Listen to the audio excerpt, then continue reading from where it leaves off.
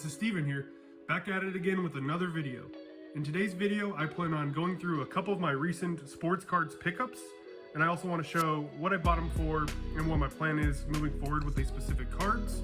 But before we get into that, if you enjoy this type of content and would like to see more in the future, please feel free to hit the like button and also subscribe. So the first card and player on today's list is Donovan Mitchell. And this is his 2017 Panini Donruss Optic, and this is the Shock variation. So I picked this card up a couple weeks ago, just thinking that this card was really undervalued. I got this for about $95. And my plan with this is just to hold it into the playoffs. I did have the assumption that they would make a pretty significant run. They are currently the #1 seed in the West, and the Lakers, you know, we don't really know what they're going to look like when LeBron comes back, and also Anthony Davis is really injury prone. However, I did pick this card up, and about 2 days later, so this just shows my luck, he ended up getting hurt. Luckily, it is a lower ankle sprain. It sounds like he should be back here shortly, but I do anticipate once he comes back healthy, you know, he's having a tremendous 2021, averaging about 26 points per game, about 5.5 assists and 4.5 rebounds. So a really solid year for Donovan Mitchell. So I do plan on holding this through the playoffs and just seeing how they do. However, if they don't make a good run in the playoffs, I am pretty comfortable holding this, you know, into next year, because he's an up-and-coming star, really great player, and I do think that his cards are pretty undervalued as of right now. So the next cards here are pretty similar, and I did mention these in my last video about the CSG submissions that I plan on doing, but these are the Ronald Acuna Jr. high-tech rookie cards, and I have the black variation here, which is numbered out of 50. And then I have the blue variation here, which is numbered out of 150. And then I also picked up the green variation here, which is numbered out of 99. This one's already graded in a PSA 9. So I picked these up, one, just to add to my Ronald Acuna Jr. rookie card collection. And then another reason why is I do think that these cards, and again, this is just my personal opinion, take that with a grain of salt, but I do think that these are pretty undervalued right now. And I mentioned this in my last video, but the back at 9 of his Bat Down rookie card, which is obviously his most iconic card, most popular card, but this is going for around $1,000, which is pretty crazy. He is a very volatile player, very volatile card. But I just thought it was interesting to see that that card goes for around $1,000, whereas this card I picked up for, I want to say this was about $100, and this one's serial numbered out of 99. So again, this isn't his most popular card, it's not his flagship rookie, but again, this is a serial numbered rookie card that's numbered out of 99. This black one here I picked up, that's numbered out of 50. I want to say I got this for $110. And this blue one that's numbered out of 150, I picked this up for around $100.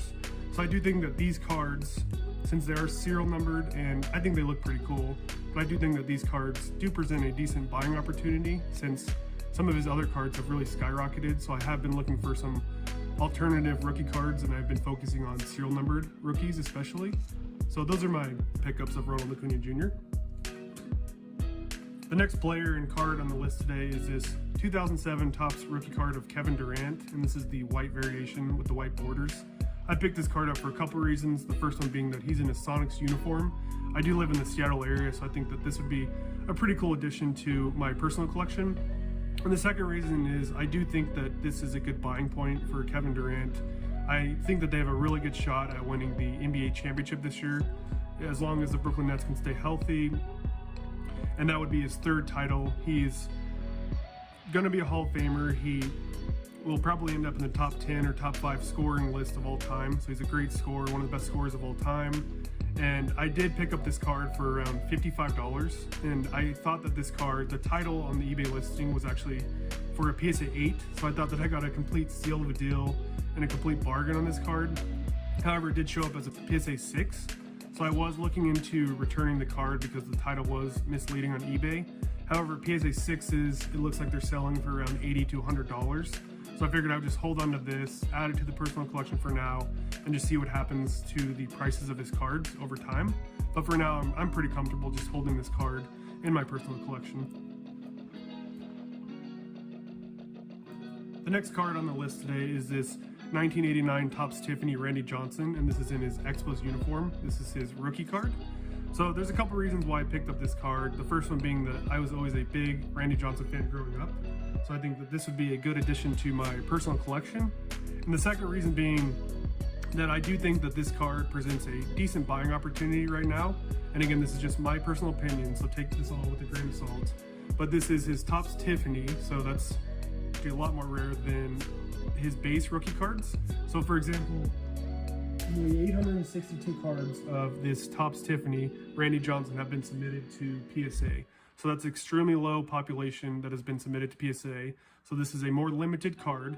And I picked this card up for about $90, which to me was pretty interesting because the Topps traded card of Ken Griffey Jr. and this is his Tiffany card. So same year, both rookie cards, but this card goes for around $600, whereas this card goes for around $90. So I thought, and these are the same grade too, both PSA 8s.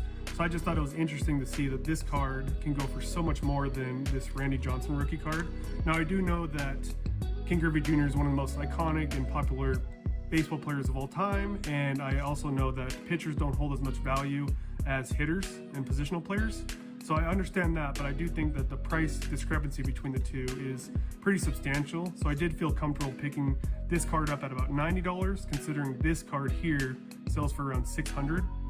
So for me, this is just a good addition to my personal collection, and I felt that it was a good buying opportunity at the time. The next card on the list today in player is this 1987 Topps Tiffany, and this is a Barry Bonds rookie card. So a couple reasons why I picked this card up is one, this was one of my first rookie cards growing up, this 87 Topps Barry Bonds. I didn't have the Tiffany, but I did think that this was one of the coolest cards I always had growing up, and it's one of my favorite cards. So that's the main reason. Another reason is Barry Bonds is an absolute monster. So he has a career WAR of 162, so that's absolutely insane. He has a 7-time MVP. He's 14-time All-Star, 8-time Gold Glover, 12-time Silver Slugger, 2-time batting title, and 3-time Player of the Year. So I think that he's just a tremendous player. I mean, we know that he did take steroids, but I still think that even with his steroid usage, I think that he does deserve to be in the Hall of Fame. I think at one point in the future, he probably will get in the Hall of Fame. So that's another reason why I picked up his card, is I just do think that he's one of the greatest players of all time that I've seen. And then the last reason is his cards have come down pretty significantly. This Topps Tiffany, there's about 3,000 of these that have been submitted to PSA. So these Tiffany cards are a lot more scarce than the base Topps cards. So I did pick it up for just the population of these cards. And another thing is these cards at the beginning of the year did see a huge spike in price. And I'll put up a graph here, but the example that I'm showing is a PSA 10. So I couldn't find any comps for PSA 8, so I did use PSA 10s for this, but I would assume the trends would be similar, where it's a huge spike in 2020 as well as the beginning of this year. And that was when junk wax era cards were booming. And since then, we've seen a pretty significant decline in the price, and this gets back to early last year pricing. So I thought that this was a good time to pick up this card. I picked this one up for around $90. So I thought this was a pretty good time to pick up a Barry Bonds Topps Tiffany card, even though it isn't a PSA 8. I just think with the limited number of cards that are out there, I think that this is just a good, solid long-term hold for me, as I am a Barry Bonds fan. Even though he wasn't the nicest person, I do think he's a great player. So I just think that I'm just going to sit on this card and hold this in my personal collection, and we'll see what happens with the pricing. So the last player on today's list, we did cover a little bit in the CSG submission video I did the other day, but it's Ichiro Suzuki, and I did pick up these two cards. So this is 2001 Topps, and this is the Home Field Advantage rookie card. So I was checking PSA, and there's only 109 of these cards that have been submitted, so this is an extremely scarce card. And I picked this one up for $195, so I do think that this was a really good buying opportunity to pick up such a scarce card. But this is, again, is just going into my personal collection.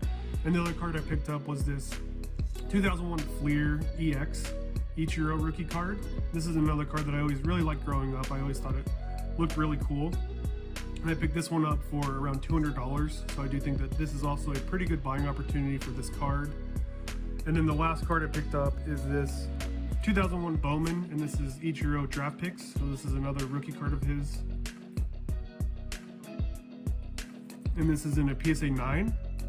So I just picked this card up. I want to say this one was $130. This one is more just to add to my personal collection. And again, I do think that a lot of Ichiro cards are currently really undervalued, as he will be a first ballot Hall of Famer, but his cards aren't currently reflecting that. So I have been picking up a lot of Ichiro cards recently. But with that being said, I really hope you enjoyed today's video. If you did like this content and would like to see more in the future, please feel free to hit the like button and also subscribe. Thanks and have a good day. Bye.